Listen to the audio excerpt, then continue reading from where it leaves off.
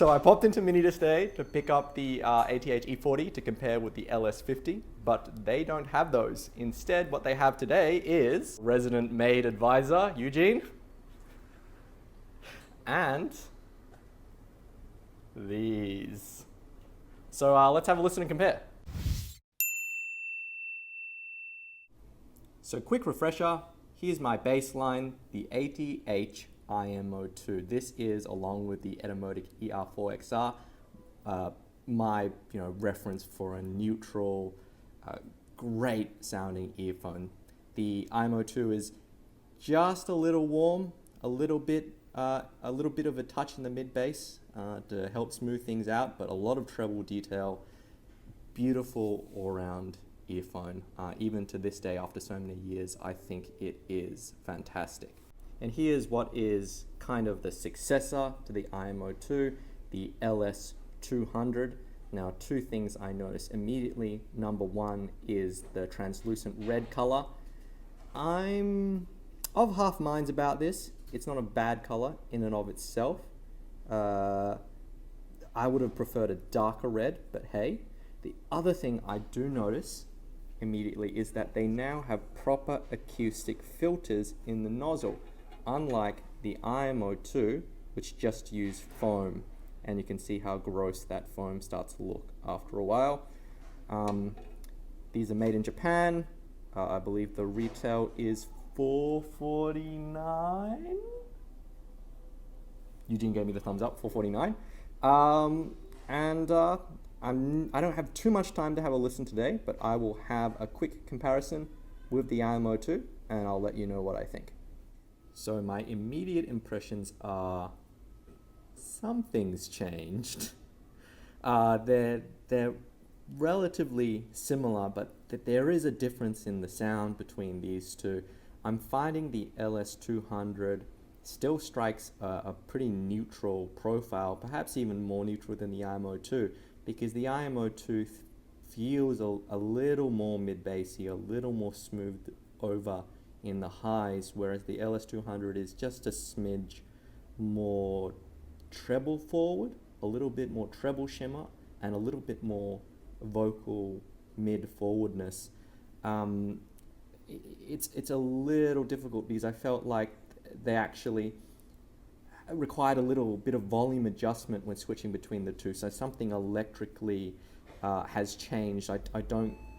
My guess is that these are not simply the same dual balanced armature drivers in a different shell.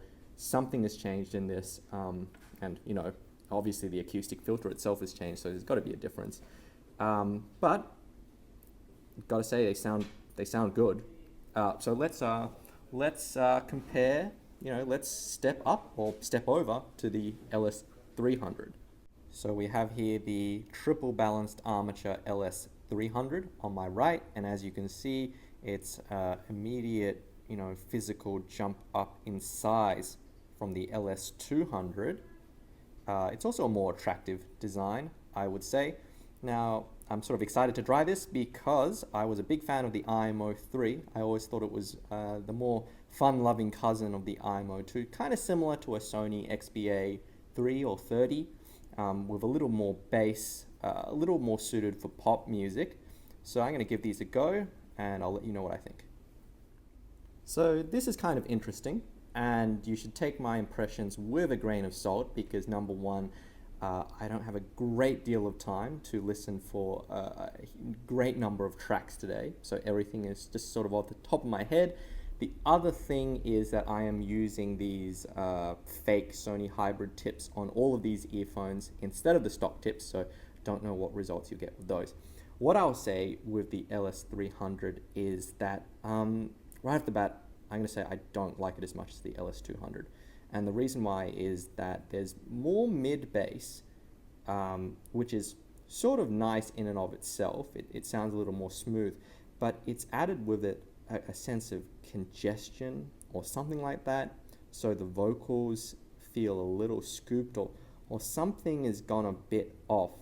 So I think for the price increase over the LS200, and I think this is $629 over over the price of the LS200, and that's in Australian dollars, I'm not as keen.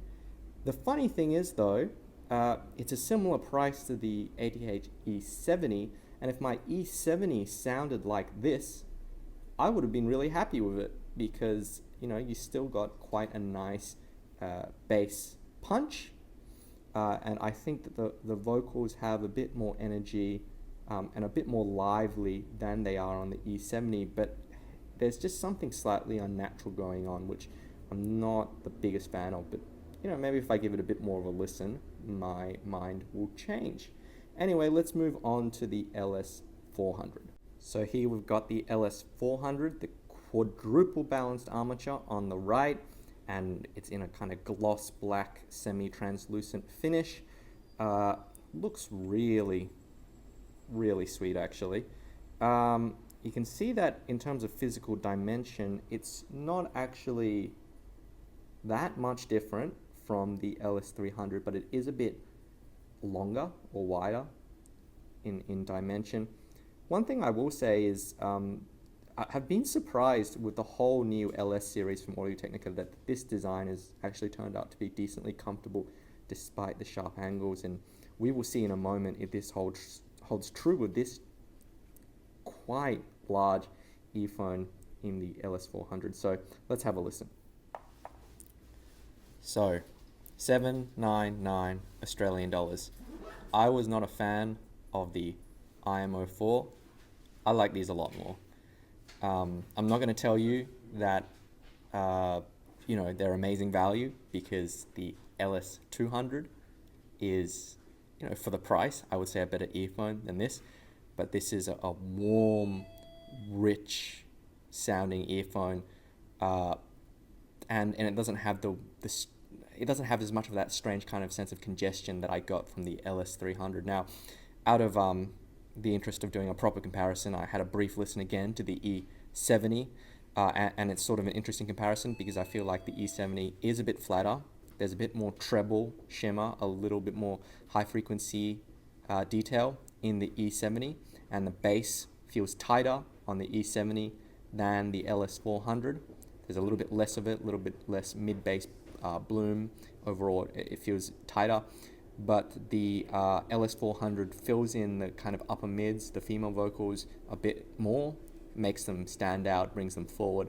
A bit more like classic Audio-Technica compared to the E70, and that was one of the things I didn't love about the E70, is that for some reason vocals could sound a little bit distant, and it was sort of frustrating. So I wouldn't say that they're directly comparable, but if you wanted to stay within Audio-Technica, it's tough.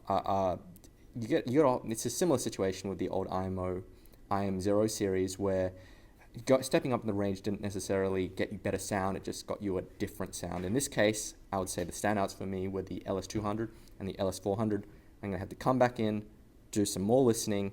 I'm also going to post a poll in the description, so follow that and let me know which one of these earphones you're sort of more interested to see a proper review of, because I'm not going to be able to buy all three, but I'd like to get one.